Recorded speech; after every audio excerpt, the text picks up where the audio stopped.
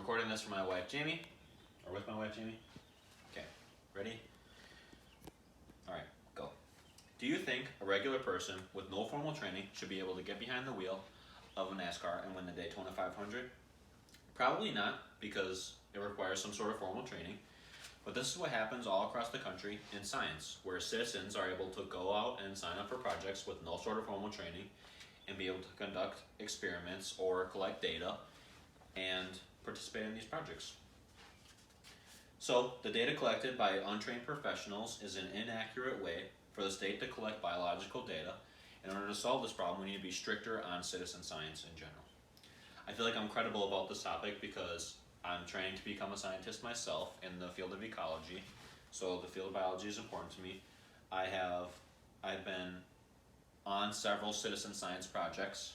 I've been researching this topic for a while now, and I've also been a paid researcher on several science projects.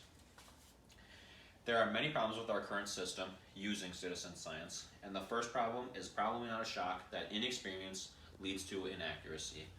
Citizen science is broadly used from identifying trees to identifying butterflies to the rate at which birds fly by, how many birds fly by, things like that. So what they find is that as the demands of the project increases complexity, the lack of skills become apparent. So with inaccuracy comes skewed data, and skewed data can be harmful when making decisions. So Margaret Kosmala from the Department of Organismal and Evolutionary Biology at Harvard studied accuracy of citizen scientists and found that in identification of plant species, volunteers had an 82% accuracy rate for quote-unquote easy species, but just 65% accuracy for quote-unquote hard ones. So an example of this would be, this is a not very complex example where you identify a robin from a cardinal, where increasing complexity would be the individuals had to identify a male robin from a female robin.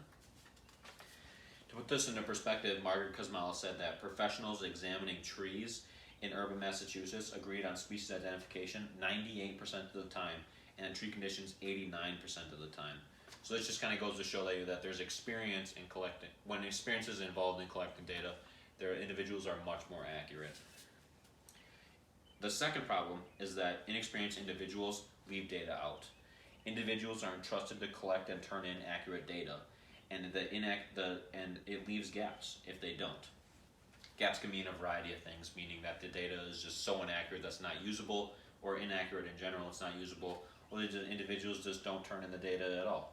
And what would you rather know? Would you rather know movie showtimes for the whole day, or would you rather know movie showtimes for 2 hours of the day? It just kind of comes into perspective. You'd rather know the whole story than just half the story.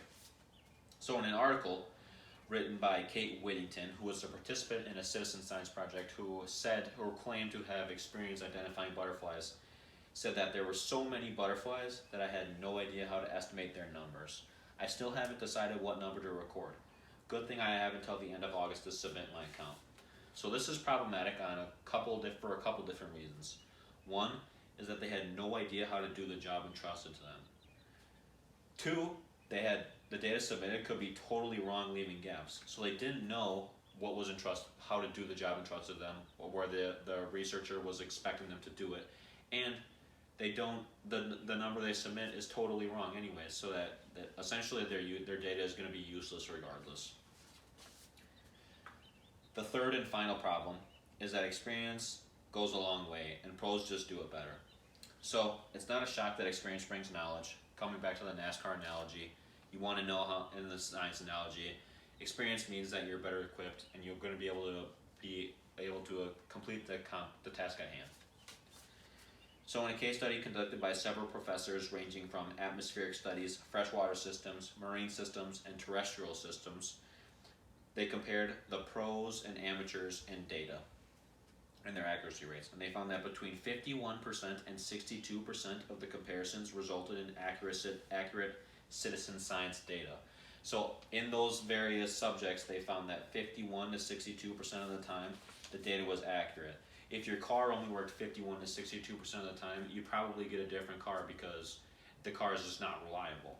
And the problem with this is that of the 63 papers written up about the citizen science projects that were conducted by the individuals, this data was collected, where this data was collected, 73% of the authors said that the citizen science data was accurate and reliable. No, the problem with this is that there's no actual agreed upon definition of reliable in science.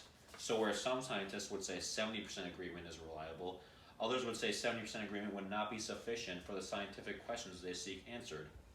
So the problem with this is that there's not enough restrictions or guidelines on how citizen science is used and the degree of accuracy that it should be in order to be usable. So, and where science collected by pros is looked at under a much narrower scope, under much more rigorous qualifications, if you will, to be used. So it's not, why is it acceptable that amateur data is used so aloof? So why should it be, and this is important when making decisions that could change the protective status of a species, draw conclusions about population, etc. So in summary of the problems, inexperience means inaccuracy, and individuals without experience leave data out, and pros just do it better. So now that we talk about the problems, we'll talk a little bit about the solutions. Citizen science is a great tool for conducting research, but it's not without its faults, and these are some of the solutions to fix those faults. First solution is experience.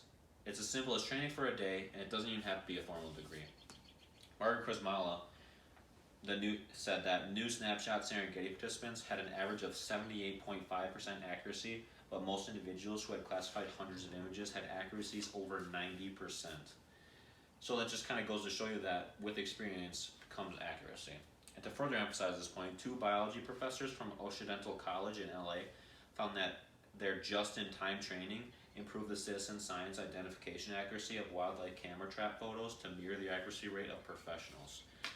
So, and individuals with no experience or biology background identification accuracy rose from an average of 51.8 to 81.8% accurate, to 81.8%, where the experienced individuals averaged 86% accuracy.